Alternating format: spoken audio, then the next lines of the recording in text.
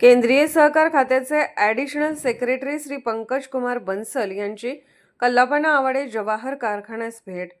भारत सरकारच्या सहकार खात्याचे ॲडिशनल सेक्रेटरी आणि नॅशनल कोऑपरेटिव्ह डेव्हलपमेंट कॉर्पोरेशन नवी दिल्लीचे मॅनेजिंग डायरेक्टर पंकज कुमार बन्सल यांनी रविवारी कल्लापना आवाडे जवाहर कारखान्यास सदिच्छा भेट दिली.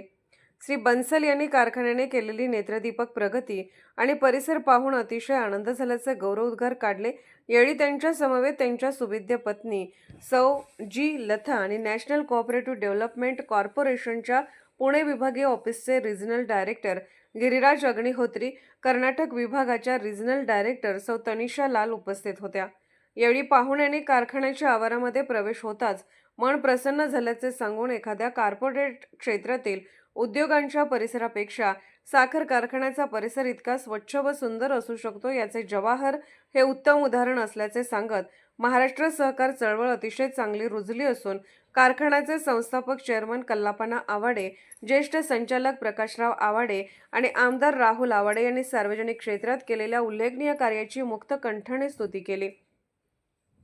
जवाहर कारखान्याने दैनंदिन ऊस गाळप क्षमता 1016 वरून 16,000 टनापर्यंत आणि कारखान्याच्या सुरुवातीपासून को-जनरेशन प्रकल्प राबवल्याचा आवर्जून उल्लेख केला.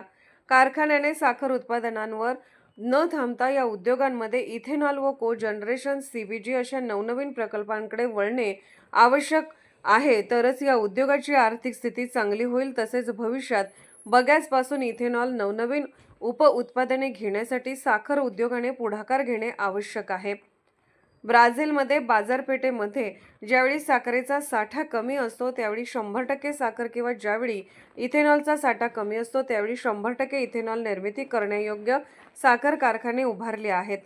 यावेळी कारखान्याचे व्हाईस चेअरमन बाबासो चौगले, केन कमिटीचे चेअरमन दादासो सांगावे, कारखान्याचे सर्व संचालक आणि कार्यकारी संचालक मनोहर जोशी, सर्व अधिकारी आदी उपस्थित होते. पोलीस ऑफ इंडिया न्यूज चॅनलला लाईक करा, शेअर करा आणि सबस्क्राईब करा.